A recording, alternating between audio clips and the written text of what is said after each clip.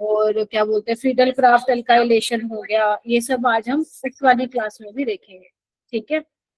और मेरे को ना वो याद दिलवा देना जो वो मैंने तुम्हें एक सीक्वेंस वाला क्वेश्चन दिया था ना, तो प्लीज मेरे को याद दिलवा देना, मैं डेली भूल जाती हूँ ग्रुप में डालना, आज वो भी करना है मेरे को, ठीक है। और भी कुछ और रिएक्शंस हैं जो हम करेंगे, ठीक है। एंड स्टार्ट करते हैं फिर, चलिए।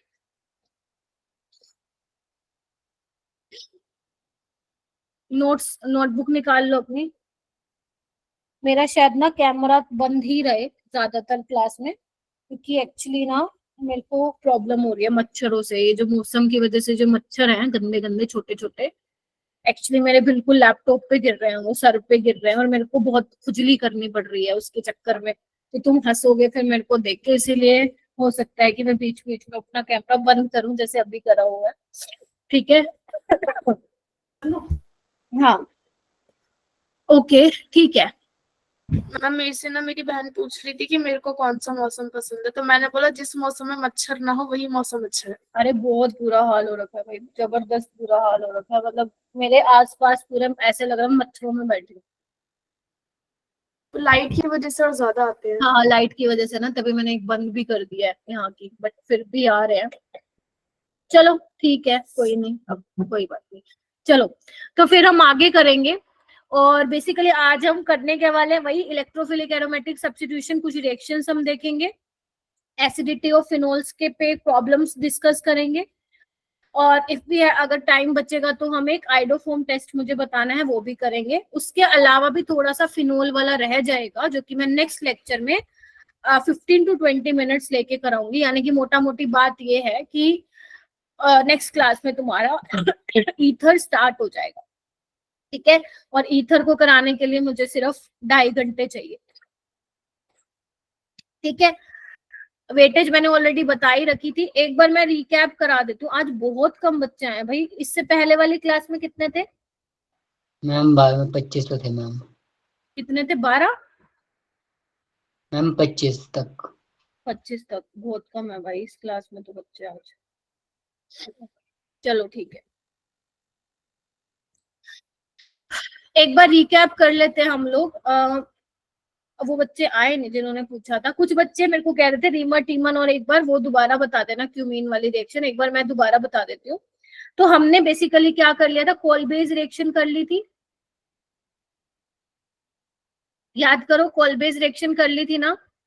Yes ma'am. बेटा please I request to all कि आपको क्लास का टाइमिंग पता होना चाहिए, क्लास का टाइमिंग 8:45 पे है, और आप लोग 4 मिनट लेट हो। नेक्स्ट टाइम ऐसा नहीं होना चाहिए, मैं क्लास में एंट्री नहीं दूंगी, आप लोग 4-4 मिनट लेट होंगे, नहीं हो पाएगा ये।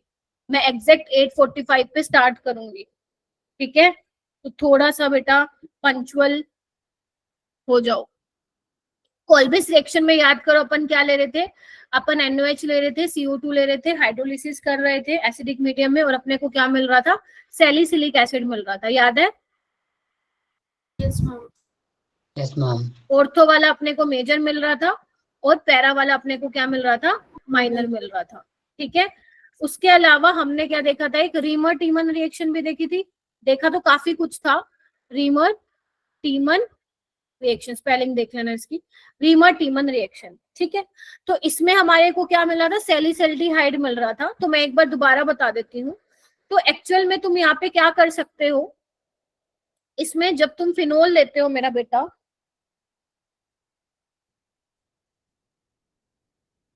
एक सेकेंड, हाँ कैमरा बंद ही करना पड़ेगा, और ऑप्शन है नहीं आज, ठीक है। फिनोल में जब तुम NaOH डालोगे तो तुम ऐसे कर सकते हो, फिनोक्साइड आयन बना लो। हमने कल क्या किया था, डायरेक्ट फिनोल से हम रिएक्शन करा रहे थे, ठीक है, वो भी ठीक था। बट अगर तुम किसी बुक में देखोगे तो वो पहले क्या करेगा, फिनोक्साइड आयन बनाएगा, और NaOH और अपना NaOH और क्लोरोफॉर्म से क्या जनरेट हो रहा था, इलेक्ट्रोफाइल जनरेट हो रहा था, याद करो। तो यहाँ पे अपने को क्या मिल रहा था, CCl2 मिल रहा था, ये इलेक्ट्रोफाइल था इस रिएक्शन का, यहाँ पे वैकेंट ऑर्बिटल है, तो ये क्या कर रहा था, रिएक्ट कर रहा था। तो फाइनली अपने को क्या मिल रहा था, इसको मैं एरो को थोड़ा सा ठीक कर देती हूँ। बेटा भी मैं रिवाइज करा रही हूँ, अगर किसी ने कल का लेक्चर नहीं अटेंड किया तो इट्स ओके, समझ में आ जाएगा। अभी मैं सिर्फ रिवाइज करा रही हूँ, ठीक है। तो बेसिकली ये मिलेगा अपने को, देखो CCl2 नेगेटिव। अब फिर हमने क्या कहा था, यहाँ पे चार्ज आ गया तो ये H प्लस को लेगा, ठीक है। एरोमेटिसिटी लूज हो गई थी उसको रिगेन कराएगा, या तो इंटरमीडिएट तुम्हें ये मिलेगा पेपर में अगर आ गया क्वेश्चन, नहीं तो इसकी एरोमेटिसिटी रिगेन करा दो।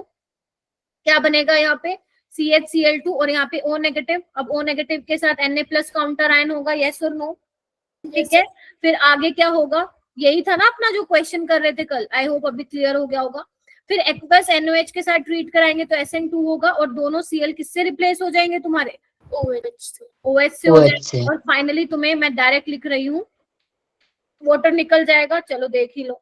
फिर यहाँ से एक कार्बन पे 2H स्टेबल नहीं है तो वाटर निकल जाएगा, हाइड्रोलिसिस करा रहे हो तो फाइनली तुम्हें क्या मिल जाएगा, बेंजल्डी 2 हाइड्रोक्सी बेंजल्डिहाइड मिल जाएगा। ये वाला आपको मेजर मिलेगा due to intramolecular hydrogen bond. Clear है क्या, इस तरीके से ये होना था।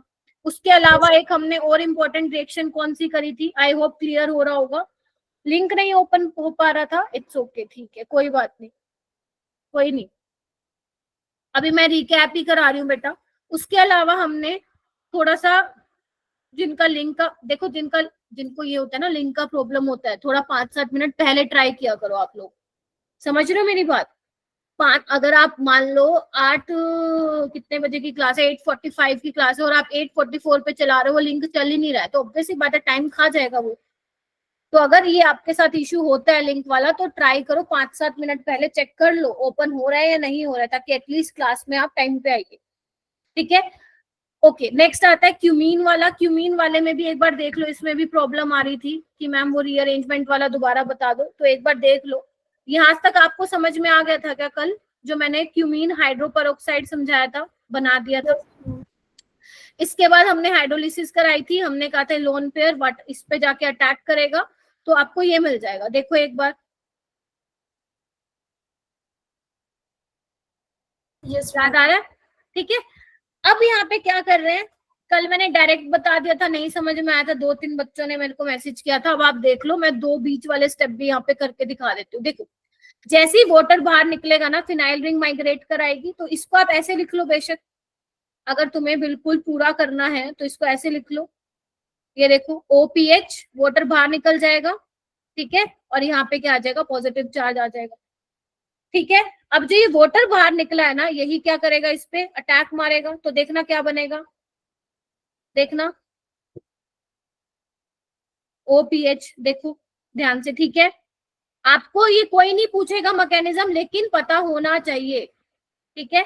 अब ये क्या करेगा, ऑक्सीजन के पास लोन पेयर है, ये H+ ले लेगा, इस चार्ज को तो ये न्यूट्रलाइज कर देगा, ध्यान से देखिए, ठीक है। अब इसके पास लोन पेयर है, ये यहाँ देगा, ये निकलेगा, तो फाइनली क्या मिल जाएगा तुम्हें, एसीटोन और फिनोल, ठीक है। इस तरीके से पूरी रिएक्शन आगे प्रोसीड होती है, ठीक है। तो ये अपने पास था क्यूमीन वाला मेथड, बोलो हाँ के ना, यस मैम, ठीक है। अगर आपको कल वाले नोट्स में ये वाला भी लिखना है तो इसको भी लिख सकते हो, ताकि जब आगे आप 1 महीने बाद पढ़ो तो तुम्हें समझ में आए कि मैम ने किया क्या था, ठीक है।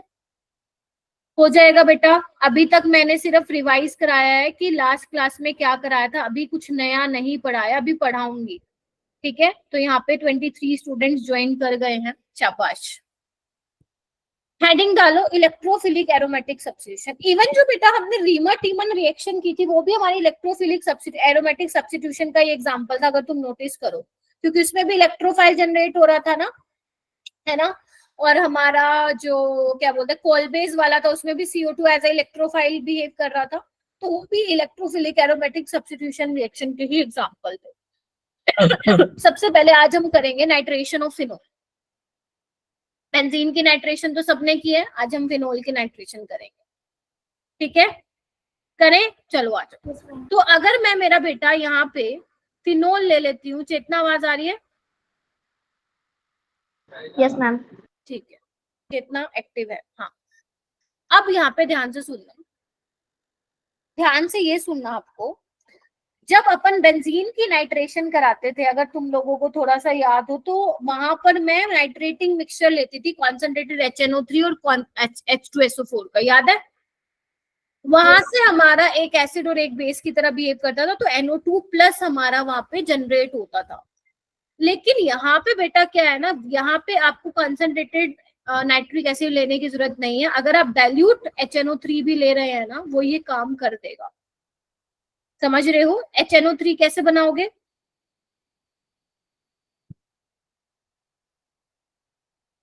ऐसे ही बनेगा ना, देखना। वाटर से H+ आएगा ना, ये ले लेगा, वाटर बनेगा, ये बाहर निकलेगा और NO2+ जनरेट हो जाएगा। समझे? तो बेसिकली यहाँ पे क्या होगा, डाइल्यूट नाइट्रिक एसिड से तुम्हें क्या मिल जाएगा, जल्दी बोलो, कौन सा इलेक्ट्रोफाइल मिलेगा? NO2+। ठीक है। अब तुम्हारे दिमाग में क्वेश्चन आएगा, मैम ऐसा क्यों किया आपने? आपने फिनोल के साथ डाइल्यूट HNO3 क्यों लिया? क्योंकि मेरा बेटा अगर थोड़ा सा याद करो, वहां पे हम बेंजीन ले रहे थे और यहाँ पे बेंजीन के ऊपर OH लगा हुआ, which is powerful activating group. Yes और नो? दिस इज पावरफुल, लिख लो, पावरफुल एक्टिवेटिंग ग्रुप। हाँ के ना? Yes ma'am. Yes ma'am. तो भाई साहब ये तो इलेक्ट्रॉन डेंसिटी बढ़ाएगा बेंजीन रिंग पे, तो यहाँ पे हमारे डाइल्यूट HNO3 से भी काम चल रहा है। तो अब इसमें क्या बनेगा, जब बनता है, एक तुम्हारा ऑर्थोनाइट्रोफिनोल बन जाएगा और एक क्या बन जाएगा मेरा बेटा, पैरानाइट्रोफिनोल बन जाएगा। बोलो। Yes ma'am. मुश्किल लग रहा है क्या? मुश्किल नहीं लगना चाहिए। आज की क्लास में जितना भी कराऊंगी, क्लास में ही याद करके जाओ। ओहो, para para para para, note ortho. Ortho तो बना दिया मैंने, पैरा। ठीक है। अब यहाँ पे बात आती है, विच वन इज मेजर? कौन सा मेजर होगा, ऑर्थो वाला या पैरा वाला, तमन्ना जी? मैम ऑर्थो वाला। बाय।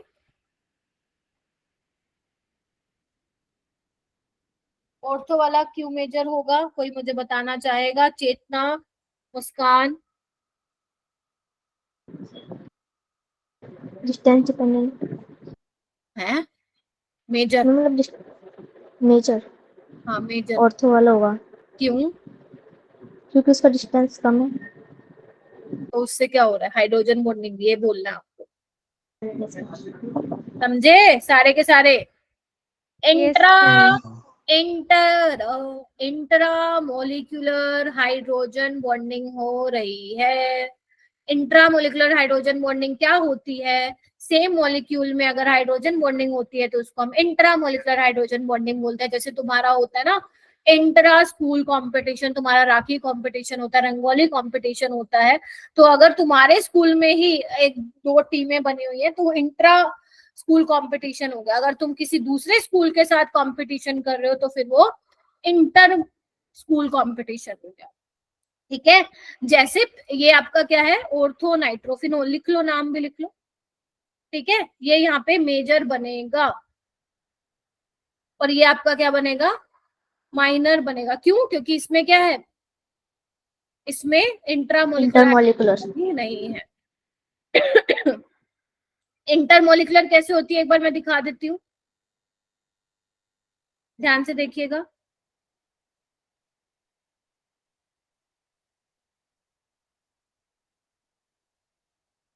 ऐसे होती है, यहाँ पे NO2 लगा दो, दिख रहा है? ऐसे इस यस तरीके से मैम। आगे इंटरमोलिकुलर, अलग अलग मतलब डिफरेंट मॉलिक्यूल्स ऑफ पैरानाइट्रोफिनोल के बीच में क्या होती है, इंटरमोलिकुलर हाइड्रोजन बॉन्डिंग होती है। ठीक है। यस ठीक है जी, मैम। इतना क्लियर हुआ? चलो अब हम आगे चलते हैं। सबसे पहले हम बात करते हैं, यहीं पे बात कर लेते हैं एसिडिटी की। एसिडिटी आपको बतानी है किसकी ज्यादा होती है, ऑर्थो वाले की होती है, पैरा वाले की होती है? सोच के बताना, हैंड रेस करो। 24 बच्चे बैठे हो यहाँ पे, हैंड रेस करो।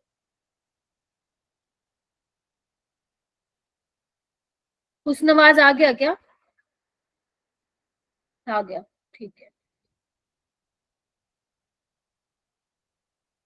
दोनों में से किसकी एसिडिटी ज्यादा होगी, ऑर्थो की या पैरा की? सोच के बताना।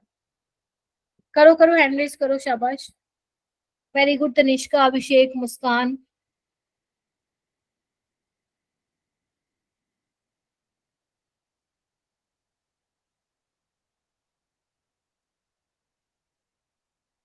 बाकी बच्चों? वेरी गुड, चेतना। कितना टाइम लग गया? अभिषेक आप बताओ। मैम नाइट्रोफिनोल की ज्यादा होगी मैम एसिडिटी। क्यों? मैम उसमें इंट्रामोलिकुलर हाइड्रोजन बॉन्डिंग नहीं हो रही है मैम। नहीं पर ओके, समझ गई। और कोई मतलब और बताओ, और कैसे मैम एक्सप्लेन मैं कर बताऊं? सकते हैं? हाँ बताओ। मैम पैरा में ज्यादा होगी क्योंकि इसका इंटरमोलिक्यूलर कम है और प्रोटॉन की शेयरिंग ज्यादा जल्दी हो सकती है, इजीली हो सकती है। H+ जल्दी निकल जाएगा। इंट्रामोलिकुलर नहीं, ये बोलो।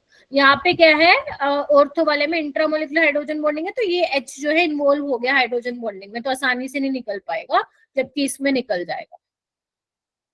ठीक है, Yes, ठीक है। Yes ma'am. ठीक है। Yes ma'am. तो यहाँ पे क्या हो जाएगा, अपना पैरा वाला प्रोडक्ट जो होगा उसकी यानी कि जो पैरा नाइट्रोफिनोल है उसकी एसिडिटी क्या हो जाएगी, ज्यादा हो जाएगी। ठीक है, चलो आगे आते हैं।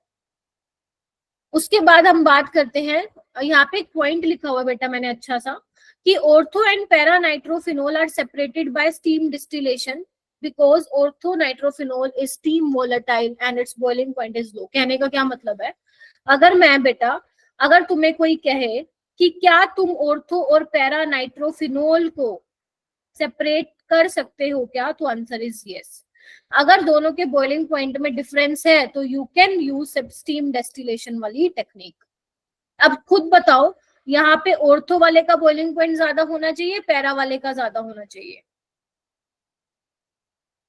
पैरा वाले का ज्यादा होना चाहिए। क्यों होना चाहिए? देखो, क्योंकि उसमें इंटरमोलिकुलर हाइड्रोजन बॉन्डिंग है। ठीक है, अलग अलग मॉलिक्यूल्स के बीच में हाइड्रोजन बॉन्डिंग है, तो क्या होगा, ज्यादा टेम्परेचर देना पड़ेगा बॉन्ड को ब्रेक करने के लिए, जबकि उसमें क्या है, सिर्फ इंट्रामोलिकुलर है, वो बाकी मॉलिक्यूल के साथ कनेक्ट करने से पहले ही अपने में एच बॉन्डिंग कर लेगा। सुन रहे हो? Yes ma'am. ठीक है, यस मैम। कैमरा ऑन कर रही हूं मैं। उसमें क्या होगा, ऑर्थो नाइट्रोफिनोल में क्या होगा, किसी और के साथ इंटरमोलिकुलर हाइड्रोजन बॉन्डिंग करने से पहले वो क्या करेगा, खुद के साथ ही कर लेगा, जबकि जो पैरा नाइट्रोफिनोल है वो डिफरेंट डिफरेंट मॉलिक्यूल्स के साथ क्या करेगा, इंटरमोलिकुलर हाइड्रोजन बॉन्डिंग करेगा। तो वहां पे हाइड्रोजन बॉन्डिंग ज्यादा हो रही है, जिसकी वजह से आपको ज्यादा टेम्परेचर देना पड़ेगा उसको बॉयल करने के लिए। तो पैरा नाइट्रोफिनोल क्या होगा, ज्यादा उसका बॉइलिंग पॉइंट होगा ऑर्थो नाइट्रोफिनोल से। और अगर बॉइलिंग पॉइंट ज्यादा है तो वोलेटिलिटी क्या होती है, कम होती है। बोलो हाँ के ना। वोलेटाइल मतलब भाप बनना। Yes ma'am. तो अगर बॉइलिंग पॉइंट ऑर्थो नाइट्रोफिनोल का कम है तो वो ज्यादा स्टीम वोलेटाइल होगा, यही लिखा हुआ है। ठीक है, इसीलिए आप क्या कर सकते हो, इन दोनों को स्टीम डिस्टिलेशन से टेक्निक से क्या कर सकते हो, सेपरेट आउट कर सकते हो। ऑर्थो वाले का बॉइलिंग पॉइंट कम है तो वो जल्दी से वोलेटाइल हो जाएगा। ठीक है, वो जल्दी उड़ जाएगा पहले, और उसको कंडेंसर की हेल्प से जो वेपर बनेंगे ठंडे होके, कूल होके, वो आपको अलग बीकर में मिल जाएंगे। ठीक है, उसके अलावा बेटा अगर मैं सोल्युबिलिटी की बात करूं तो सोल्युबिलिटी किसकी ज्यादा होगी, जिसमें हाइड्रोजन बॉन्डिंग ज्यादा होगी, यानी कि ये भी किसका ज्यादा होगा, पैरा नाइट्रोफिनोल का। बोलो क्या बोलते हैं, पहले ये बताओ, ये समझ में आ गया? मेल्टिंग पॉइंट डिपेंड करता है स्टेबिलिटी पे, फिर वो पैरा वाले का ज्यादा होगा। But if I am talking about solubility तो वो अपनी पैरा वाले की ज्यादा होगी। बोलो ठीक है क्या बात? Yes ma'am. Yes ma'am. तो यानी कि एसिडिटी, सोल्युबिलिटी और बॉइलिंग किसका ज्यादा होगा, पैरा नाइट्रोफिनोल का। मेल्टिंग पॉइंट हम देखते हैं स्टेबिलिटी और सिमेट्री के बेसिस पे देखते हैं, तो जो ज्यादा सिमेट्रिकल होगा उसका मेल्टिंग पॉइंट ज्यादा होगा। ठीक है, चलो ठीक है। उसके बाद हम बात करते हैं, यहाँ पे इंपॉर्टेंट पॉइंट क्या है वो तो अभी मैं लिखवाती हूँ, पहले आप ये चेक कर, मतलब ये लिखो।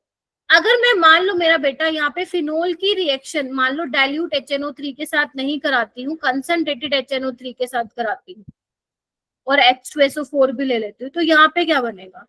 अब यहाँ पे दिक्कत ये हो जाएगी बेटा कि एक तो OH तुम्हारा पावरफुल एक्टिवेटिंग ग्रुप है, ऊपर से तुमने कंसंट्रेटेड एसिड ले लिया, समझ रहे हो।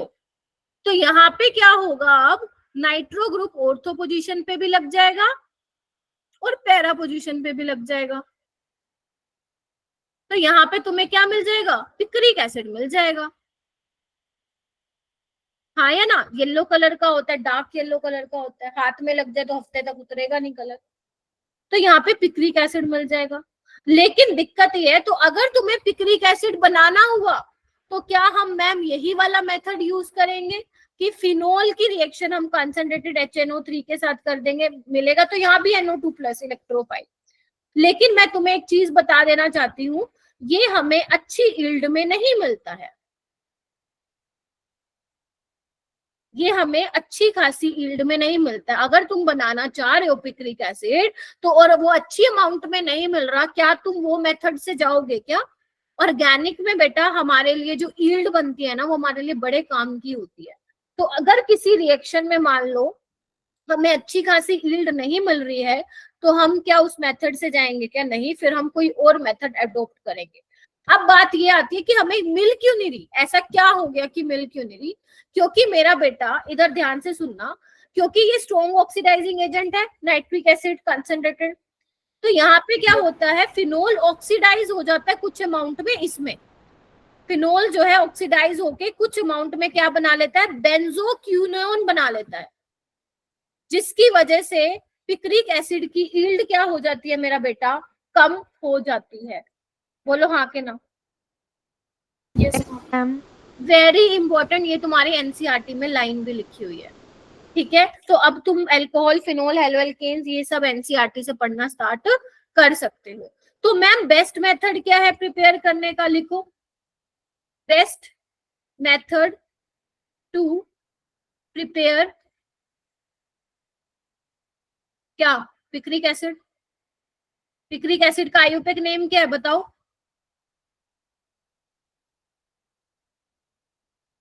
पिक्रिक एसिड का आईयूपीएक नेमिंग बताइए। 2,4,6 ट्राई नाइट्रोफिनोल। यहाँ पे लिख देती हूँ 2,4,6 ट्राई नाइट्रोफिनोल। पता होना चाहिए भाई, ऐसे मत करो, ठीक है? तो बेस्ट मेथड क्या है, सबसे पहले हम क्या करेंगे मेरा बेटा, इधर आओ। फिनोल की रिएक्शन किसके साथ कराते हैं हम, यहाँ पे कॉन्संट्रेटेड H2SO4 के साथ कराते हैं। तो हमें एक तो ऑर्थो पे मिल जाता है सल्फोनिक ग्रुप, और एक पैरा पे मिल जाता है, या तो अलग अलग लो नहीं तो एक साथ लिख लो, ठीक है?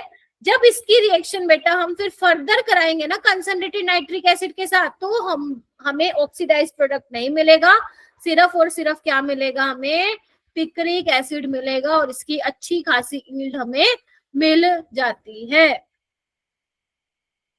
ऐसा क्यों हो रहा है मैम? क्योंकि सल्फोनिक जो ग्रुप है which is your electron withdrawing group. तो एक बात बताओ, अगर ये इलेक्ट्रॉन विड्रॉइंग ग्रुप है तो इलेक्ट्रॉन डेंसिटी खींचेगा ना अपनी तरफ, बेंजीन रिंग को क्या करेगा, इलेक्ट्रॉन डेफिशिएंट बनाएगा। तो अगर बेंजीन रिंग इलेक्ट्रॉन डेफिशिएंट हो गई तो क्या यहाँ पे ऑक्सीडेशन होगा? बिकॉज ऑक्सीडेशन का मतलब क्या होना चाहिए, जो स्पीसीज है जिसका ऑक्सीडेशन करा रहे हो that should be electron rich. लेकिन भैया ये तो इलेक्ट्रॉन डेंसिटी खींच रहा है उससे। तो यहाँ पे एक चीज लिख दूं कि electron density of ring decreases, जिसकी वजह से ऑक्सीडाइज प्रोडक्ट तुम्हें नहीं मिल पा रहा है, तभी तुम्हें यहाँ पे पिक्रिक एसिड मिलेगा अच्छी खासी यील्ड में। बोलो हाँ के ना। कॉन्सेप्ट Yes, क्लियर हो ma'am. रहा है क्या? ये यहाँ पे एनसीईआरटी में लिखा हुआ है तो तुम अपने नोट्स में जरूर लिखोगे, ठीक है? तो अभी तक हमने क्या किया, अभी तक मैंने सिर्फ ये बताया कि फिनोल की रिएक्शन डाइल्यूट HNO3 के साथ करा रहे हो तो ऑर्थो और पैरा नाइट्रोफिनोल मिल रहा है। मेजर कौन सा है पता होना चाहिए, acidity, solubility and boiling point का क्या ऑर्डर है पता होना चाहिए। उसके बाद अगर तुम्हें पिक्रिक एसिड बनाना है तो डायरेक्ट मत करा देना कॉन्सेंट्रेटेड HNO3 से, पहले आप सल्फ्यूरिक एसिड से कराओ, देन कॉन्सेंट्रेटेड HNO3 के साथ कराओ, तो तुम्हें पिक्रिक एसिड अच्छी खासी यील्ड में मिल जाएगा। बोलो क्या कहते हो? Yes ma'am. Yes ma'am. ठीक है। सेकेंड तरीका है, मतलब सेकेंड रिएक्शन है तुम्हारी ब्रोमिनेशन ऑफ फिनोल या हेलोजिनेशन ऑफ फिनोल बोल सकते हो। यहाँ पे नॉन पोलर ना लिख के पोलर मीडियम लिखो, एक्वस मीडियम लिख लो। चलो पहले तो हेडिंग डालो फिर चलते हैं आगे।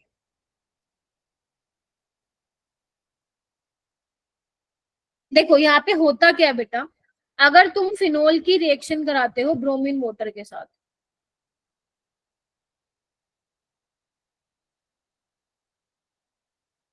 तुम्हें यहाँ पे मिलता है ऑर्थो पोजीशन पे ब्रोमीन लग जाता है, दोनों पे और पैरा पे।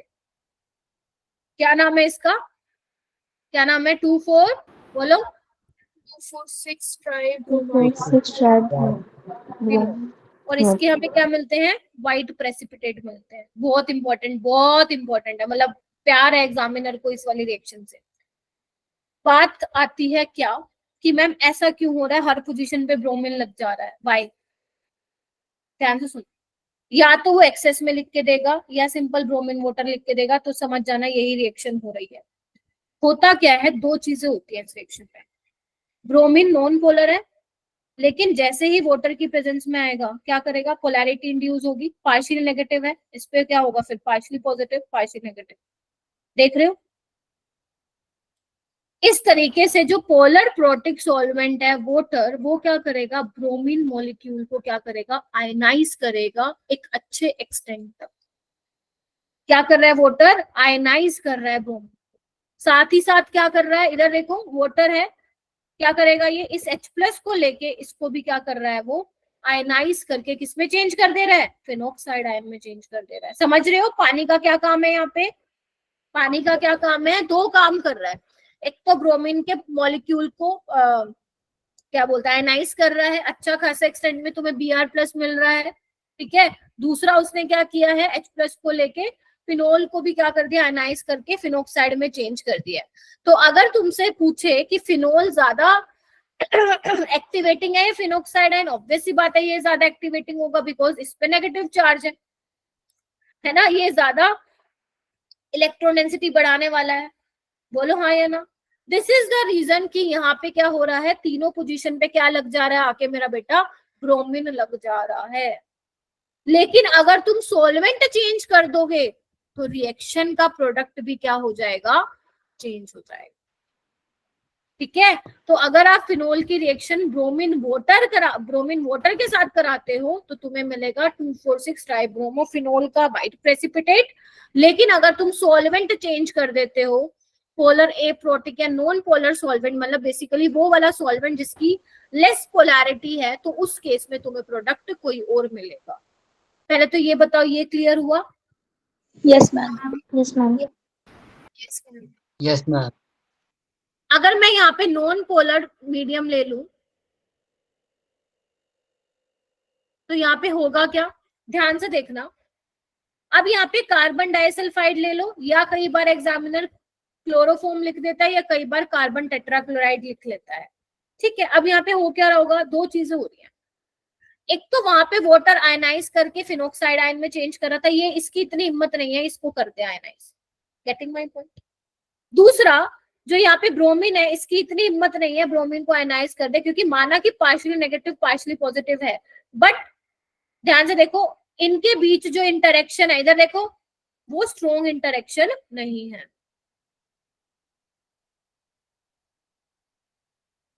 जिसकी वजह से क्या होगा यहाँ पे? अब ऑर्थो और पैरा पोजीशन पे एक साथ तो ब्रोमीन भाई साहब नहीं लगने वाला।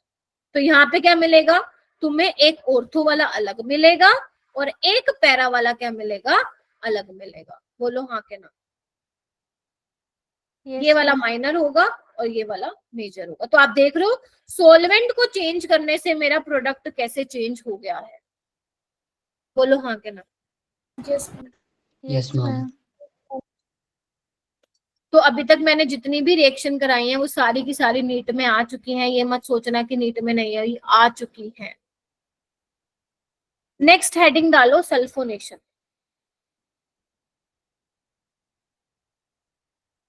मैम पिछली साइड करना मैम। हाँ ये लो,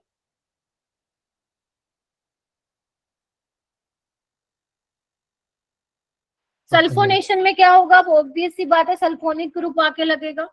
तो अगर मैं ध्यान से सुनना, ये वाली काफी इंपॉर्टेंट रिएक्शन है एक्चुअली ना, इसमें ये वाली रिएक्शन बहुत इंपॉर्टेंट है। एनसीईआरटी में भी है ये रिएक्शंस, तो बहुत ज्यादा इंपॉर्टेंट हो जाती है क्योंकि एनसीईआरटी बेस्ड आता है पेपर। हाँ, ऑर्गेनिक की अगर मैं बात करूं तो कुछ कुछ रिएक्शन आउट ऑफ एनसीईआरटी होती है, तो इसीलिए यहाँ पे जो भी एक्स्ट्रा चीजें लिखवाती हूँ मैं उसको आप लिख लिया कीजिए। देखो अगर मैं इसकी रिएक्शन कराती हूँ कंसंट्रेटेड H2SO4 के साथ लो टेम्परेचर मतलब रूम टेम्परेचर पे, और अगर मैं फिनोल की रिएक्शन कराती हूँ हाई टेम्परेचर पे, कितना, रूम टेम्परेचर से ज्यादा, यहाँ पे अलग अलग प्रोडक्ट मिलता है। अगर आप लो टेम्परेचर पे रिएक्शन कराते हो ना तो सबसे पहले क्या बन जाता है, यहाँ पे ऑर्थो वाला बन जाता है, मतलब ऑर्थो वाला आपको ज्यादा मिलता है। और अगर आप हाई टेम्परेचर करते हो तो आपको पैरा वाला मेजर बनता है, और पैरा वाला स्टेबल भी होता है। इसमें देख पा रहे हो यहाँ पे रिपल्शन होती है, यहाँ पे रिपल्शन नहीं है, तो ये स्टेबल है हाई टेम्परेचर पे और ये मेजर है। बट लो टेम्परेचर पे मेजर ये है, बेशक ये स्टेबल नहीं है बट मेजर ये है। इनको क्या बोलते हैं, जो लो टेम्परेचर पे मेजर मिल रहा है इसको हम बोलते हैं काइनेटिकली कंट्रोल्ड प्रोडक्ट,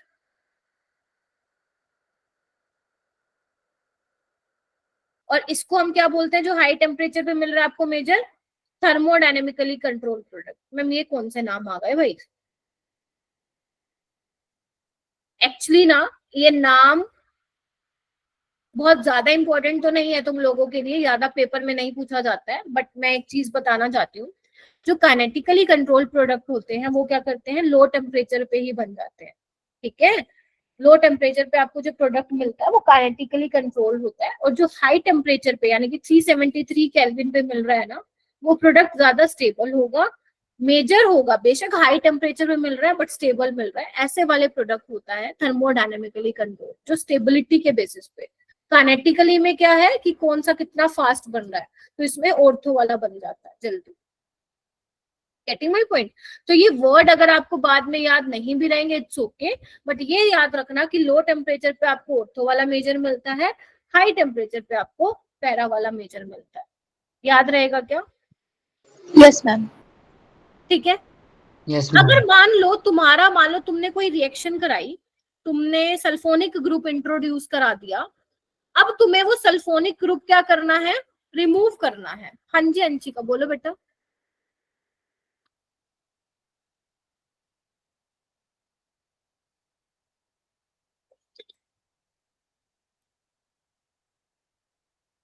गलती से हो गया क्या? देखो क्या कह रही थी मैं, भूल गई मैं। हाँ, अगर मान लो तुम्हें सल्फोनिक ग्रुप हटाना है, कल बताया था मैंने सल्फोनिक ग्रुप को कैसे हटाया जाता है, उसमें याद करो तुम्हें फिनोल बनाना था तो हमने एक्वस NaOH डाइल्यूट एसिड और हीटिंग की थी। यस ठीक है, अब यहाँ पे फिनोल तो हमें बनाना नहीं, मैं कह रही हूँ तुम्हें बस भाई साहब बेंजीन बना देना है, सल्फोनिक ग्रुप को हटा देना है, कुछ नहीं करना।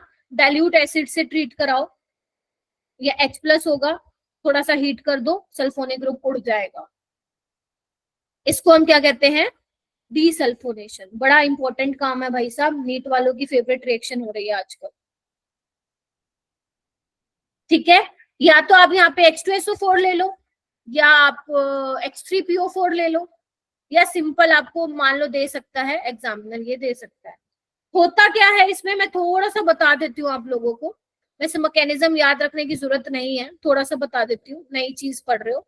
सबसे पहले ये अटैक करता है इस पे H+ जो एसिड से आता है, फिर यहाँ पे आपका देखो इस तरीके से एरोमेटिसिटी लूज कर दी, फिर ये वापस आएगा और ये बाहर भागेगा। ठीक है, इस तरीके से यहाँ पे क्या होती है, डीसल्फोनेशन होती है। ठीक है, तो डीसल्फोनेशन आपको कराने है तो क्या करोगे, एसिड से ट्रीट करा देना, थोड़ा हीट कर देना, सल्फोनिक ग्रुप बाहर भाग जाएगा। ठीक है, यस एक क्वेश्चन करके दिखाओ मेरे को, जगह है क्या? जगह तो नहीं है, चलो कोई नहीं, जगह बनाते हैं, यहाँ पे करते हैं। मान लो तुम्हारे पास फिनोल है और यहाँ पे डाला है तुमने कंसंट्रेटेड, आवाज आ रही है ना मेरी, concentrated sulphuric acid 100 degree Celsius पे A बना। ठीक है, फिर इसमें तुमने डाला bromine in the presence of carbon disulphide B बना। फिर B में तुमने जो बना उसमें डाला तुमने एसिड और हीटिंग कर दी, C बना। तो you have to tell me ABC। कर लो फिर हैंड रेस कर लेना। नहीं वीडियो पोज हो गया, नहीं मैं तो बोल रही हूँ लगातार भाई।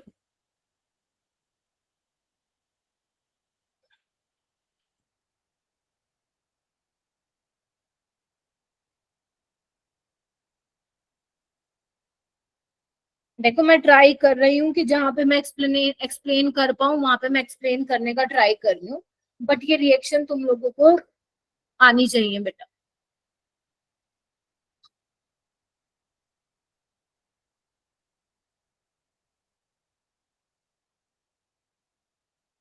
करो, ट्राई करो और हैंड रेस करो, क्या बनेगा।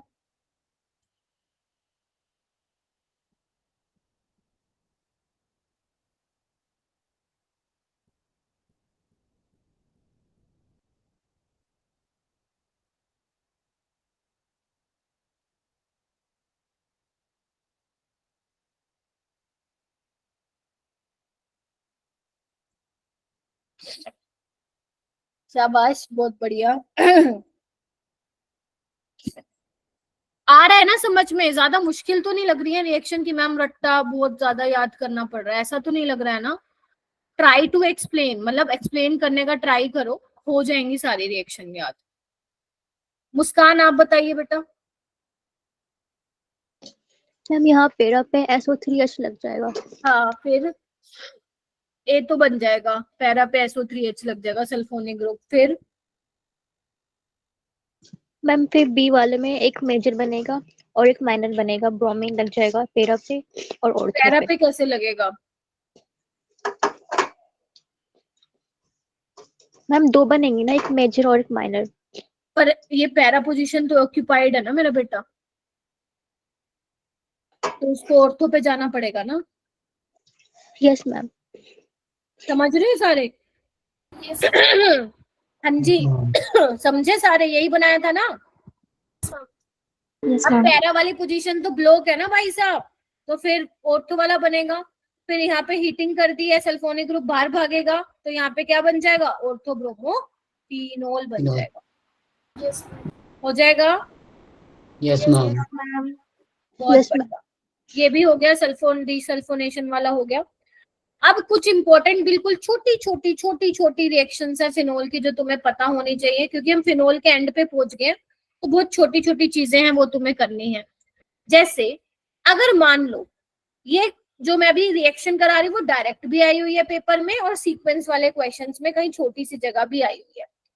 तो अगर मान लो तुम्हें फिनोल से बेंजीन बनाना हो, मैम पॉसिबल है क्या? हाँ पॉसिबल है। लैब में जिंक पाउडर पड़ा होता है ना, उसको उठाओ, फिनोल को लो थोड़ा टेस्ट ट्यूब में, उसमें जिंक डस्ट डालो, तुम्हें बेंजीन मिल जाएगा।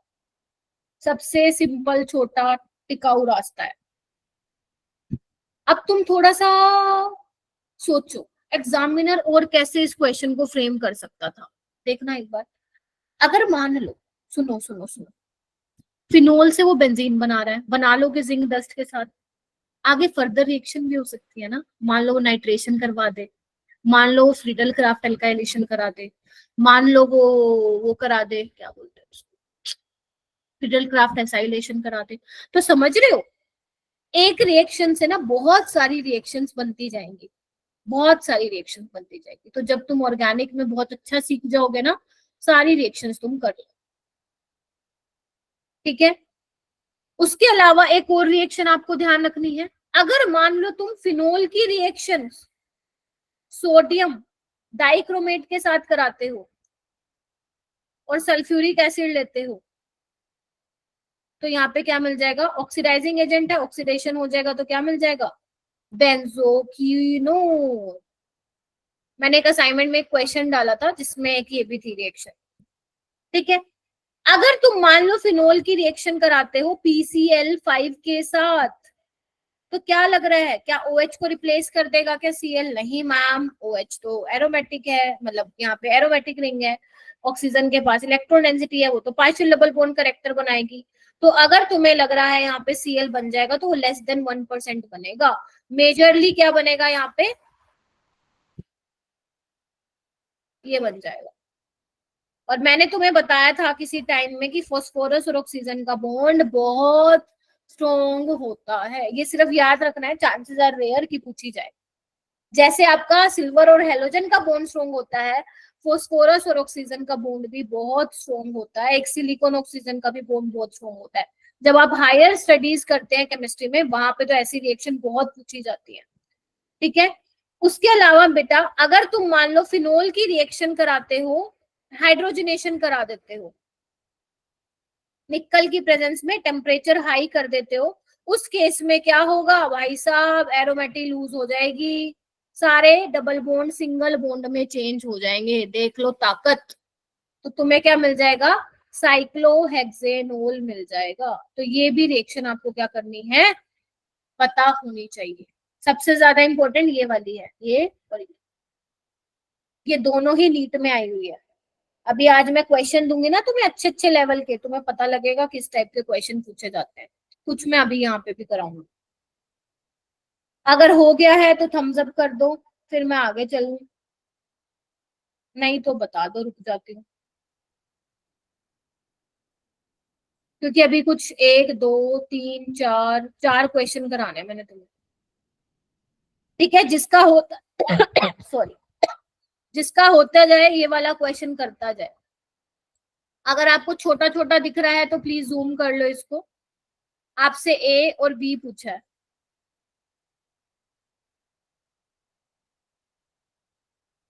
अगर छोटा छोटा दिख रहा है तो प्लीज इसको जूम कर लो एक बार। नीट 2020 में क्वेश्चन आया था ये।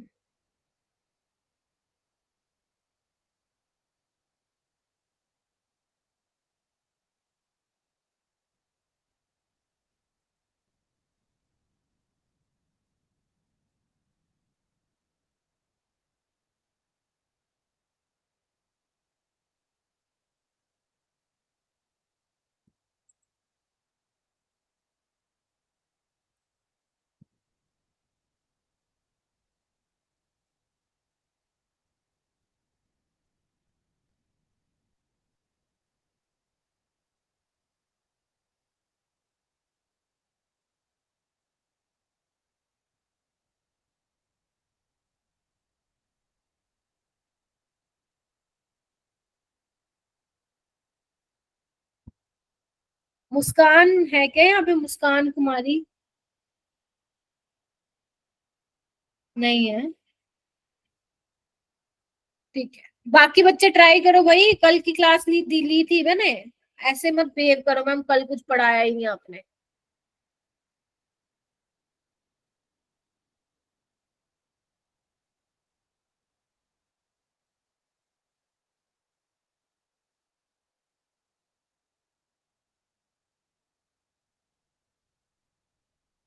नहीं हो रहा क्या? चेतना, मुस्कान, अभिषेक, अभिषेक ध्यान से देख बेटा, बस खुशी, होने वाला है।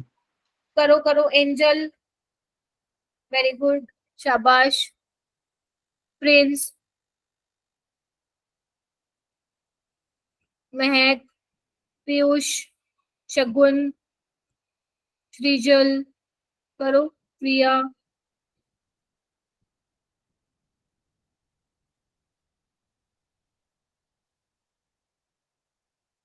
अभी भी सृजल स्क्रीन प्रेजेंट नहीं हो रही है क्या?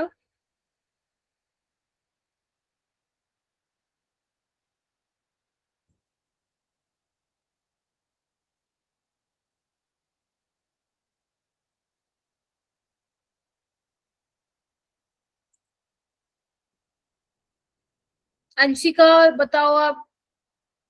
Ma'am option B, option second. Second आ रहा है, और किसका आ रहा है? Yes, चेतना ma'am. का या सेकंड, और अभिषेक, मुस्कान आ रहा है क्या? Yes, ma'am. सेकंड आया। कैसे आया देखो, अंशिका बताओ मुझे। सबसे पहले बेंजीन की रिएक्शन इसके साथ कराइए तो क्या बनेगा? बेंजोक्विनिन बनेगा। नहीं, अरे पी की रिएक्शन नहीं, इसकी बेंजीन की रिएक्शन इसके साथ। अरे यहाँ पे फिनॉल बनेगा। अरे डायरेक्ट मत बोलो भाई, पहले क्या बनेगा? पहले क्यूमीन बनेगा ना, आइसोप्रोपाइल कार्बोकेटाइन बनेगा, सबसे पहले क्यूमीन बनेगा। मैं डायरेक्ट पूछ ही नहीं रही हूँ आपसे।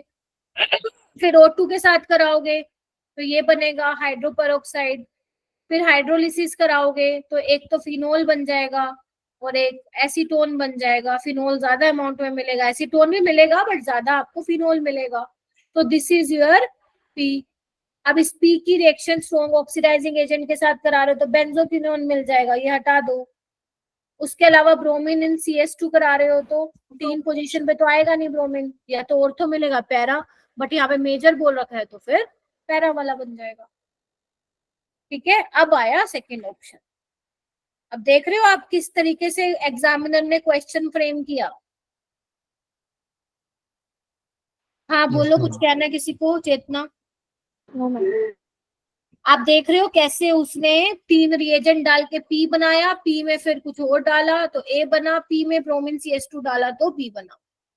ठीक है, ऐसे करके वो क्वेश्चन बनाएगा नीट में। तो ध्यान रखना, ऐसा मत सोचना सिर्फ एक रिएक्शन कर लेते हैं बाकी को भूल जाते हैं, डिफिकल्ट है नहीं। ऑर्गेनिक में आपको जो जो मैं करा रही हूँ सब आना चाहिए। एक भी चीज भूल गए तो फिर कहोगे कि मैम क्वेश्चन नहीं बना। ये वाला क्वेश्चन करके दिखाओ।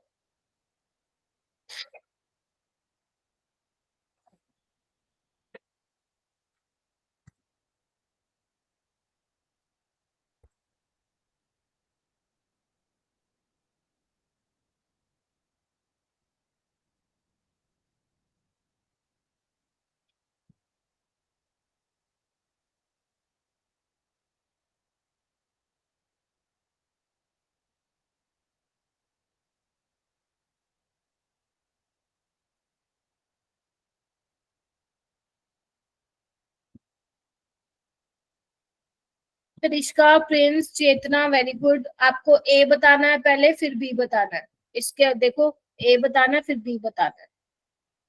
करो, हैंड रेस करो।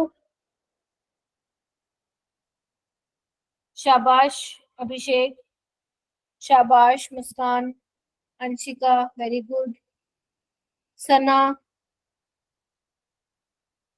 खुशी, महक वेरी गुड, पीयूष। पीयूष क्या लग रहा है बेटा?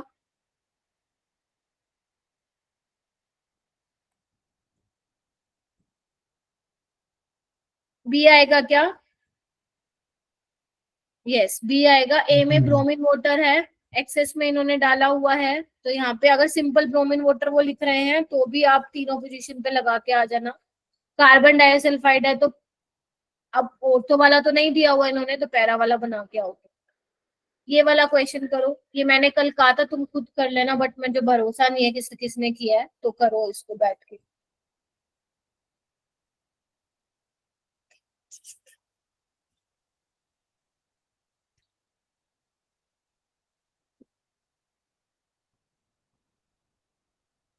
आराम से, टेक योर टाइम बेटा।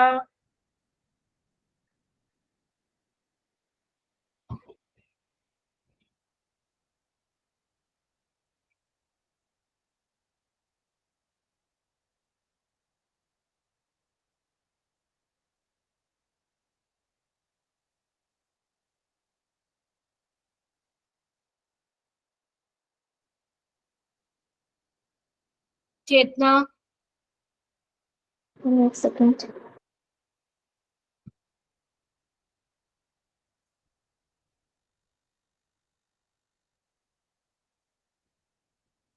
बाकी बच्चे भी क्लास में आते हो तो प्लीज कुछ बताया करो, कोई फायदा नहीं है बेटा।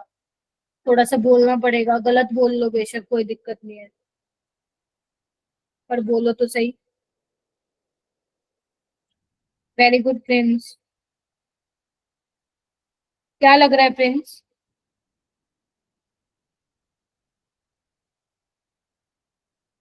बी लग रहा है क्या? बी लग रहा है क्या तुम सबको? यस मैम मेरा सी बना था। यस बी कैसे बनेगा? नहीं नहीं मैम, बी नहीं मैम, लगा। ए बन रहा है। यस मैम, ए बन रहा है। ए बनेगा ना प्रिंस, बी कैसे बनाया तुमने? पहले तो HCl है ना, प्रोटोनेट करेगा, वाटर निकलेगा, कार्बोकेटाइन बनेगा, हाँ या ना, विच इज वेरी स्टेबल। ठीक है, फिर Cl नेगेटिव भैया जी आएंगे, अटैक करेंगे तो ये बन जाएगा, बोलो।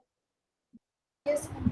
फिर उसके बाद क्या दिया है तुम्हें? NaI दिया है, फिंकलस्टीन रिएक्शन है ना, SN2 रिएक्शन हो जाएगी, तो तुम्हें क्या मिल जाएगा? CH2I। और इस OH को मत चेंज कर देना, यहाँ पे पार्शियल डबल बॉन्ड करेक्टर है, नहीं हो पाएगी यहाँ रिएक्शन। ठीक है, तो यानी कि फाइनल आंसर क्या हो जाएगा? ए हो जाएगा। ठीक है, चलो ये वाला क्वेश्चन करो।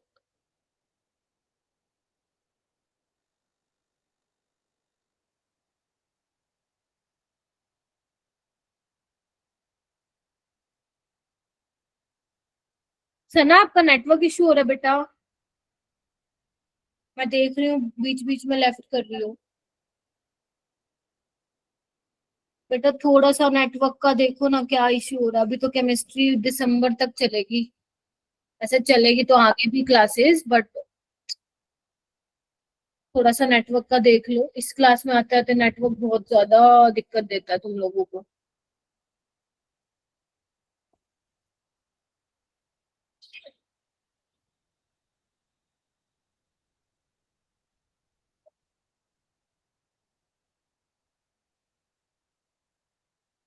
हाँ सना,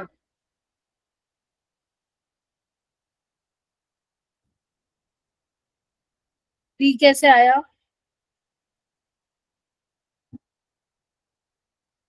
एक्वस एनएच क्या करेगा भाई सबसे पहले, बताओ भाई। SN2 चाहिए। बेस है, H प्लस एक्सट्रैक्ट करेगा। Yes. SS2 कैसे करा रही हो, है ना, लिविंग ग्रुप थोड़ी ना है कहीं पे। ठीक है, तो पहले एसिड बेस रिएक्शन करेगा, देन CH3 आई है, यहाँ पे क्या कराओगे फिर तुम, बोलो? SN2 करा दोगे। एक्चुअल ये वाली रिएक्शन ना तुम ईथर में पढ़ोगे तो वहां पे भी दोबारा भी करवाऊंगी। तो फाइनल प्रोडक्ट क्या बन जाएगा, बोलो? सेकंड। सेकंड बन जाएगा। ठीक है, सेम रिएक्शन वहां पे भी कराऊंगी ईथर में। ठीक है, तो ये 4 क्वेश्चन हो गए। अब आगे बढ़ो, नेक्स्ट हेडिंग डालो, फ्रीडल क्राफ्ट एल्काइलेशन। एल्काइलेशन क्या लेते हैं रिएजेंट, कोई एल्काइलेटिंग एजेंट ले लो in the presence of Lewis acid, है ना। तो उसमें क्या होगा, यस यहाँ मैम। पे CH3 plus as a carbocation generate होगा। अगर कुछ और बन रहा है तो देख लेना रीअरेंजमेंट हो रही है या नहीं। क्या बनेगा आपके अकॉर्डिंग, एक ऑर्थो वाला बनेगा और एक पैरा वाला। पैरा वाला। ये वाला माइनर बनेगा, हाँ मैम माइनर बनेगा, कोई हाइड्रोजन बॉन्डिंग नहीं हो रही जिससे हम कहें कि ये मेजर होगा। और ये पैरा वाला मेजर। लेकिन एक बात बताओ राज की, इन दोनों की यील्ड बहुत कम है भाई, जम्मा बकवास। क्यों मैम, ऐसा क्यों हो रहा है? पहले तो हमने नहीं करा ये सब चीजें। एक्चुअल में होता क्या है, यहाँ पे देखो, ऑक्सीजन के पास लोन पेयर है, एल्यूमिनियम के पास क्या है, इधर देखो, वैकेंट पी ऑर्बिटल है। देखो देखो इधर आओ, एल्यूमिनियम कहता मैं खाली, ऑक्सीजन कहता मैं भरा, आ जा। Getting my point? तो यहाँ पे क्या है, कुछ अमाउंट में ये भी बनता है। Getting my point? ये कॉम्प्लेक्स बनता है, कोऑर्डिनेट बॉन्ड बना लेता है ऑक्सीजन AlCl3 के साथ। ठीक है, जिसकी वजह से ऑर्थो और पैरा की यील्ड क्या होती है, कम होती है। जब मैं आपको अमीन्स चैप्टर पढ़ाऊंगी तो वहां पे आपको ये पता चलेगा कि एनिलीन तो रिएक्ट ही नहीं करता है भाई, एनिलीन तो फ्रीडल क्राफ्ट एल्काइलेशन देता ही नहीं है, क्योंकि वहां पे nitrogen is less electronegative than oxygen. तो नाइट्रोजन इज बेटर डोनर ना, तो वो तो भैया कॉम्प्लेक्स में ही कन्वर्ट हो जाता है, आपको वो मिलता ही नहीं है प्रोडक्ट। यहाँ पे फ्रीडल क्राफ्ट एल्काइलेशन होता है बट यील्ड जो है वो कम मिलती है। अब ये कहाँ पे आएगा क्वेश्चन, असर्शन रीजन में आएगा। असर्शन रीजन में आएगा, असर्शन बोलेगा कि जब फिनोल एल्काइलेशन कराता है, फ्रीडल क्राफ्ट एल्काइलेशन, तो इन दैट केस ऑर्थो और पैरा कम यील्ड में मिलता है। रीजन में वो आपको लिख के देगा, क्योंकि sum of the amount of phenol क्या किस में कन्वर्ट हो जाता है, कॉम्प्लेक्स में कन्वर्ट हो जाता है, ऑक्सीजन एल्यूमिनियम के साथ कोऑर्डिनेट बॉन्ड बना लेता है। क्लियर हुई ये वाली रिएक्शन? बहुत इंपॉर्टेंट है भाई, बहुत इंपॉर्टेंट। ये एनसीईआरटी की ना लाइनों में से बना बना के एग्जामिनर क्वेश्चन देता है। समझ में आया कि लो यील्ड में क्यों बना है, क्योंकि कुछ अमाउंट फिनोल का किस में कन्वर्ट हो रहा है, कॉम्प्लेक्स में कन्वर्ट हो रहा है। ध्यान रखिएगा ये मेरी बात। बाकी मैंने कहीं नहीं बताया। अभी बेंजीन की जब जब हेलोइन में कर रहे थे, याद करो, एराइल हेलाइड्स में जब अपन कर रहे थे, उसमें मैंने नहीं बोला था ऐसा। ठीक है, तो ध्यान रखिएगा ये चीज। उसके बाद हम आते हैं कपलिंग रिएक्शन। कपलिंग रिएक्शन क्या होता है मैम, देखो, डाइजोनियम सोल्ट के साथ अगर आप फिनोल की रिएक्शन कराते हो तो एक बड़ी ही अच्छी चीज हो जाएगी। क्या हो जाएगी मैम, देखो क्या होगा। फिनोल को ऐसे बना लो इंटेंशनली ताकि मैं आपको दिखा पाऊं। और जो मीडियम होता है यहाँ पे जो पीएच पे डिपेंड करता है रिएक्शन कैसे होने वाले। पीएच यहाँ पे हम 9 to 10 लेते हैं, तो वीकली एल्कलाइन मीडियम हम यहाँ पे लेते हैं, ज्यादा बेसिक भी नहीं लेते हैं और एसिडिक कंडीशन भी नहीं लेते हैं, एल्कलाइन मीडियम। आपको पता है क्या मिलता है यहाँ से, इधर देखो, इधर देखो, HCl बाहर निकल जाता है और फाइनली तुम्हें क्या मिल जाता है, ऑरेंज कलर की डाई मिल जाती है, बड़ी सुंदर कलर की ऑरेंज कलर की डाई मिल जाती है, सुंदर कलर की। नाम क्या है इसका, नाम है इसका para hydroxy azo benzene, azo linkage है ये, para hydroxy azo benzene, orange colour की डाई होती है भाई साहब। अब ये तुम्हारा एनिलीन वाले चैप्टर में भी आने वाला है, एनिलीन चैप्टर में भी ये रिएक्शन आएगी जब मैं बेंजीन डाइसोनियम क्लोराइड की रिएक्शन किसके साथ कराऊंगी, 1 नेप्थोल 2 नेप्थोल इनके साथ कराऊंगी, तो वहां पे दोबारा आएगी ये रिएक्शन। ठीक है, तो यानी कि फिनोल क्या करता है, कपलिंग रिएक्शन भी देता है, इसको हम क्या बोलते हैं, coupling reaction with diazonium salt. ठीक है, क्या लिख लो इसको फटाक से। यस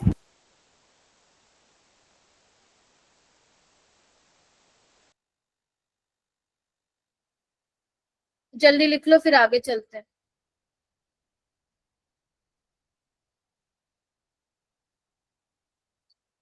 नेक्स्ट हेडिंग डालो, इंपॉर्टेंट पॉइंट्स है कुछ फिनोल्स के, वो हम डिस्कस कर लेते हैं। सबसे पहला पॉइंट है फिनोल, जिसका लग रहा है नोट्स मैम आप जल्दी मतलब आगे कर रहे हो स्लाइड्स को, नोट्स नहीं बने इट्स ओके, तुम्हारे पास पीडीएफ आएगा उसमें से अपना कंप्लीट कर लीजिएगा। सबसे पहली बात आती है phenol are stronger acidic than alcohols. बात ठीक है क्या, यस मैम ये तो बिल्कुल ठीक है, क्योंकि जब तुम फिनोल बनाओगे और उसमें से H+ निकालोगे तो फिनोक्साइड आयन बनेगा और इसमें क्या बनेगा, एल्कोक्साइड आयन बनेगा। बोलो यस मैम। और हमें पता है फिनोक्साइड आयन क्या है, स्टेबलाइज्ड है बाय रेजोनेंस। देखो मस्त रेजोनेंस हो रही है, यही तो चेक करते हैं ना नेगेटिव चार्ज कितना स्टेबलाइज्ड है बाय -I से -M से रेजोनेंस से, तो भैया है रेजोनेंस से। जबकि यहाँ पे क्या है, नो रेजोनेंस,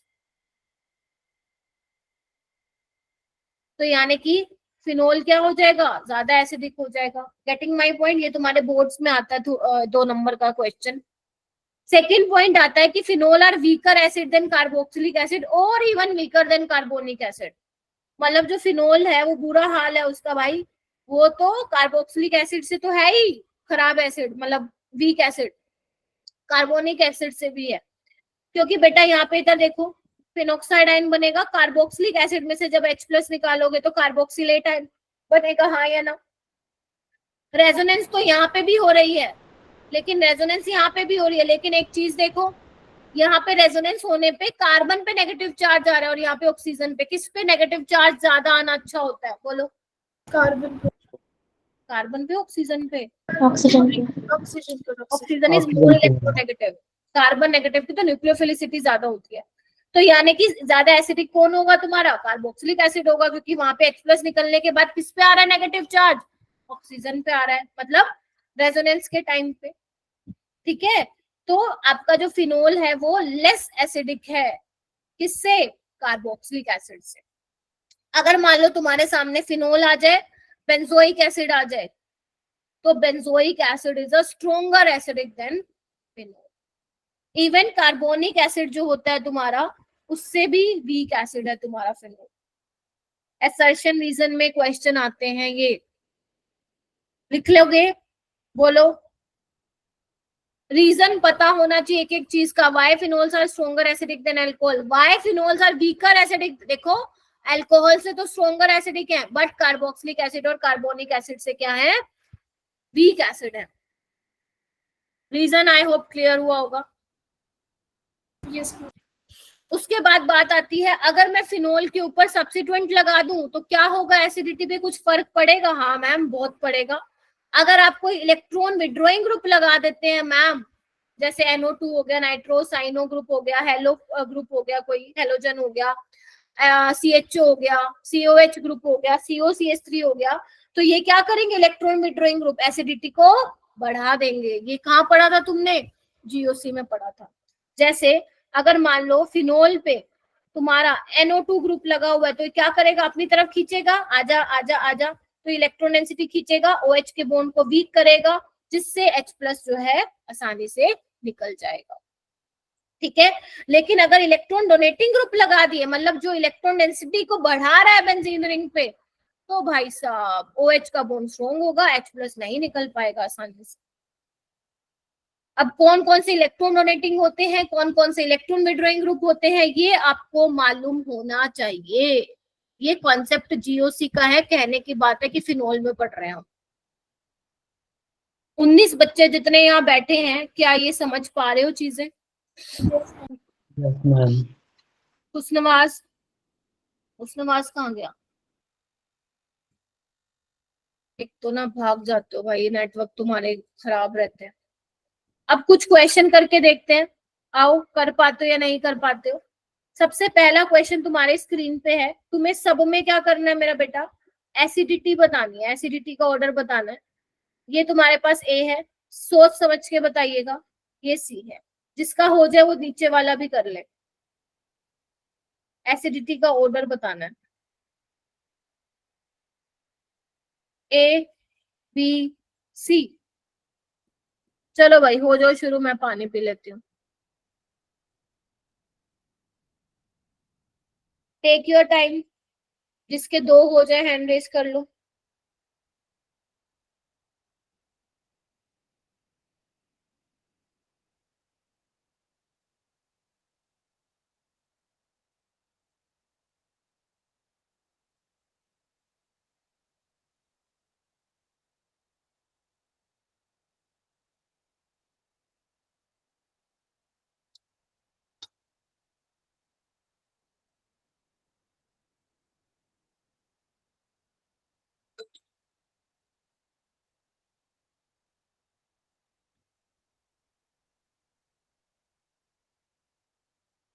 फर्स्ट का बताओ चैट बॉक्स में,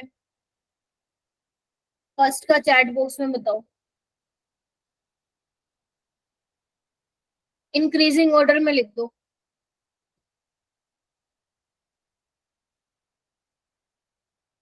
CBA, CBA, CBA या CAB। ओके, तो सबसे पहले देखो यहाँ CBA क्यों बोल रहे हो तुम लोग, यहाँ पे सिर्फ -I इफेक्ट लग रहा है, CAB हो गई। यहाँ पे -M-I लग रहा है, यहाँ पे -M-I लग रहा है। तो यहाँ पे तो मीजोमेरिक लग रहा है ना, इस बेचारे पे तो नहीं लग रहा। -M, तो B को तो सबसे पीछे फेंकोगे ना बेटा। मैम फर्स्ट में इंट्रामॉलिक्यूलर हाइड्रोजन बॉन्डिंग भी तो हो रही है ना मैम? हाँ हो रही है, नो डाउट, बट वहां पे -M भी तो लग रहा है ना। Okay ma'am. आप समझ रहे हो सारे बच्चे, अगर कहीं पे -M लग रहा है तो -I की कोई वो नहीं है यहाँ पे, -I को तवज्जो नहीं देना है। फिर अगर -M लग रहा है, यहाँ पे दोनों में A और C में -M लग रहे हैं, B में -I लग रहा है, तो B वाला तो ऑटोमेटिकली पहले ही पीछे चला जाएगा ना बेटा। Yes ma'am. अब हम डिसाइड करेंगे A और C में। अब A में -M है, इसमें -M है, तो अब अभिषेक -M के बेसिस पे हम डिसाइड नहीं कर पाएंगे। अब हमें फिर -I को तवज्जो देना पड़ेगा। अब हम कहेंगे -I मैम डिस्टेंस डिपेंडेंट होता है तो इसमें ज्यादा है, तो होना तो ये चाहिए और फिर C होना चाहिए, लेकिन एक्चुअल में ये ऑर्डर होता है क्या? नहीं। यहाँ पे इंट्रामोलिकुलर हाइड्रोजन बॉन्डिंग होने के कारण थोड़ी सी एसिडिटी ऑर्थो वाले की क्या हो जाती है? कम हो जाती है। बना लेना, ठीक है। होना तो चाहिए ऑर्थो वाले का ज्यादा, बट किसका हो जाता है? पैरा वाले का ज्यादा हो जाता है, due to presence, due to intramolecular hydrogen bonding in ortho nitrophenol. होगा क्लियर है क्या? तो कैब इसका आंसर होगा। सेकंड वाला बताओ, अभिषेक का हो गया क्या? BAC, यस BAC, क्योंकि ये तो सिंपल है, बी में 3 नाइट्रो ग्रुप है, इसमें 2, इसमें C, इसमें तो कुछ बताने का था भी नहीं। क्वेश्चन मैंने ज्यादा इजी बना दिया था।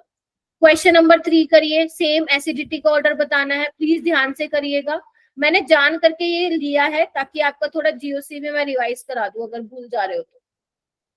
A बी सी, ध्यान से करना, इसका भी एसिडिटी ऑर्डर ए बी सी।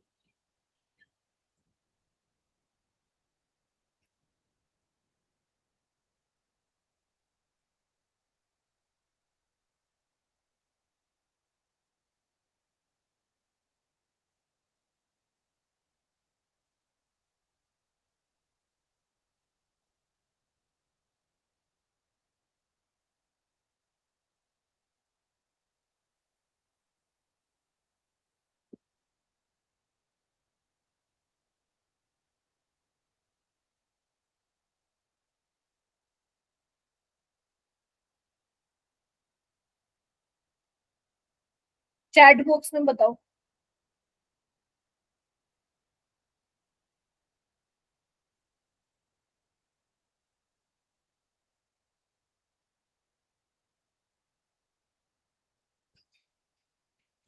कोई कैब बोल रहा है, कोई सीबीए बोल रहा है। देखो और बताओ। सीबीए, सीबीए होगा। सीबीए। देखो आओ, देखो पहले तो चेक करो मिथाइल कौन सा इफेक्ट लगाता है। एक तो हाइपर कंजुगेशन और प्लस आई लगाता है, मीजोमरिक नहीं लगाता है। उसके पास बेचारे के पास इलेक्ट्रॉन नहीं है, पहली बात तो, मतलब लोन पेयर ऑफ इलेक्ट्रॉन। ठीक है, ऑर्थो पे लगाएगा और पैरा पे लगाएगा, हाँ या ना। बट मेटा पे क्या लगाएगा, सिर्फ प्लस आई। तो अब आपको पता है इलेक्ट्रॉन डोनेटिंग ग्रुप क्या करता है, एसिडिटी को कम करता है। तो यहाँ पे सिर्फ प्लस आई लगा हुआ है, प्लस एच को ज्यादा तवज्जो दोगे, मतलब ज्यादा प्लस एच मतलब बहुत ज्यादा एसिडिटी को कम कर देगा। तो सी वाला ज्यादा एसिडिक होगा इन बाकी के कंपैरिजन में, ए और बी में, हाँ या ना। Yes ma'am. फिर उसके बाद ए और बी पे जाएंगे तो प्लस एच दोनों में है, नकार दो, इसको हटा दो, क्योंकि अब इसके बेसिस पे तो नहीं हो पाएगा, बिकॉज ये तो डिस्टेंस पे डिपेंड ही नहीं करते हैं। प्लस आई डिस्टेंस डिपेंडेंट होता है, तो यहाँ पे डिस्टेंस कम है तो प्लस आई ज्यादा लगेगा, प्लस आई ज्यादा लगेगा तो एसिडिटी ज्यादा कम होगी, यानी कि ए वाला पीछे बी वाला बीच में, तो सी बी ए इसका करेक्ट हो जाएगा, हाँ या ना। ये आपके जीओसीटी कह रही हूँ, जीओसी के कॉन्सेप्ट है जिसको हम यहाँ पे इस वाले चैप्टर में लगा के देख रहे हैं। नेक्स्ट करो, आराम से करो, टेक योर टाइम।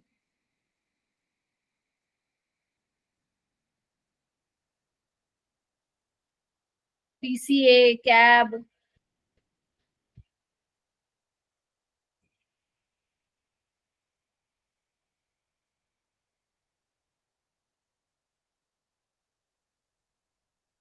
देखते हैं किसका ठीक आ रहा है।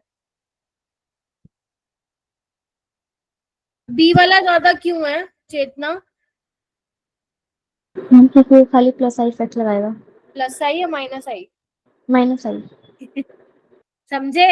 यहाँ पे देखो, हाँ जी बेटा, बोलो बोलो। पर ये तो इलेक्ट्रॉन विथड्रॉइंग ग्रुप है ना।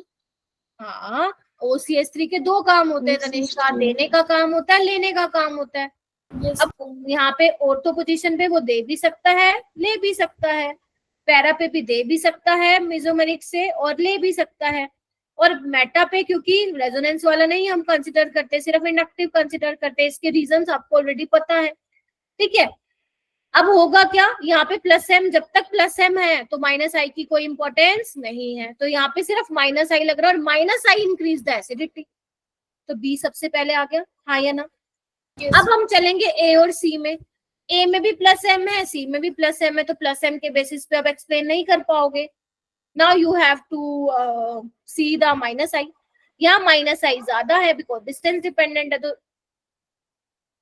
और यहाँ पे माइनस आई क्या है, कम है, तो फिर तुम्हारा बी ए आ जाएगा ना, बी ए सी। बी सी क्यों बोले भाई तुम लोग?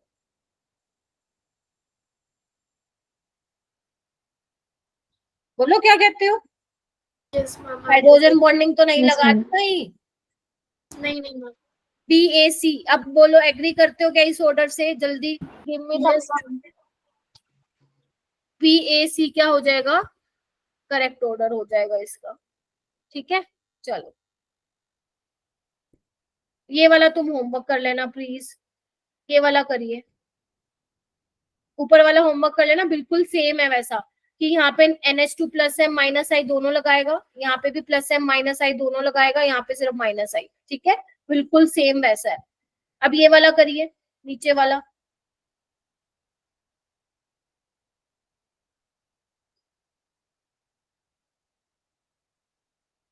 अरे ये क्या हो गया, एक मिनट, एक सेकेंड। हाँ, सोच के देखो, पैरा मेटा पे लगा हुआ है, मेटा पे क्या सिर्फ माइनस आई लगेगा भाई इनका।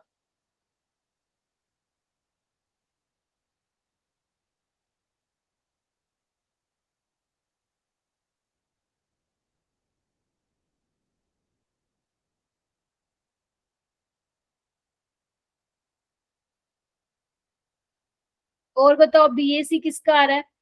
अभिषेक फिर से चेक कर बेटा। यस मैम, वो गलती से हो गया था मैम। चेतना BAC आ रहा है क्या?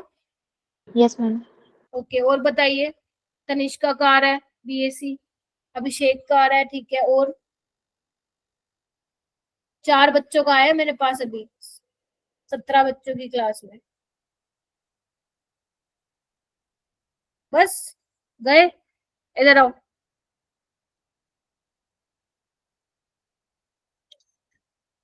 अब मेटा पे है, माइनस आई लगाएंगे, ये बेचारे के पास कुछ है नहीं, इसको तो पीछे फेंक दो।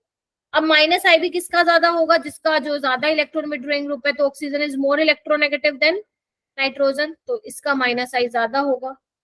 ठीक है, तो BAC। आगे करो, ये वाला क्वेश्चन करो। हेलोजन का क्या कंसीडर करोगे? सिर्फ माइनस आई इफेक्ट। माइनस आई। चलो बताओ, नीचे वाला मैं करवाऊंगी, तुम मत करना।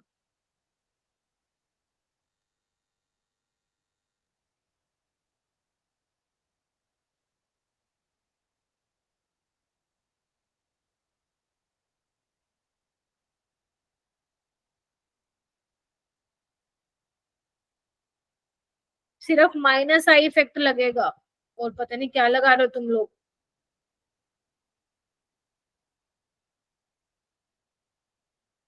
सोचो फिर से।